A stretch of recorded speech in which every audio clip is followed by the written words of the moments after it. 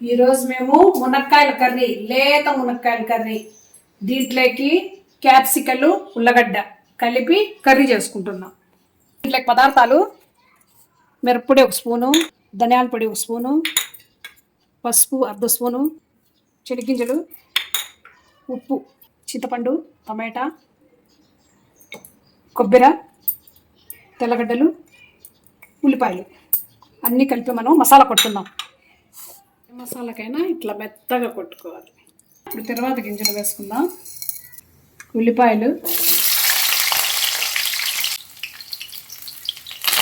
తర్వాత మనం మసాలా వేసుకుందాం. మునక్కాయలు, క్యాప్సికలు, ఉల్లగడ్డ వేసి బాగా కలుపుకుందాం. మసాలాలు ఇలా బాగా కలుపుకోవాలి. మసాలా బాగా పట్టేటట్టు మునక్కాయలకి బాగా కలుపుకున్న మసాలాలో మనం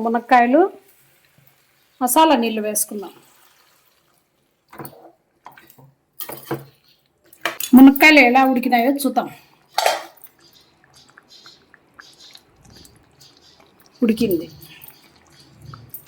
మునక్కాయల కర్రీ రెడీ. ఏప్రిల్ మేలోనే వచ్చేది మామిడికాయలు, మునక్కాయలు.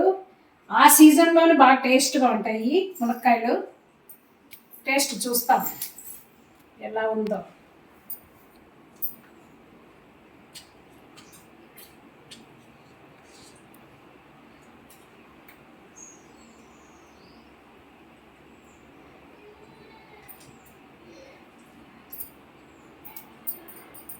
సూపర్.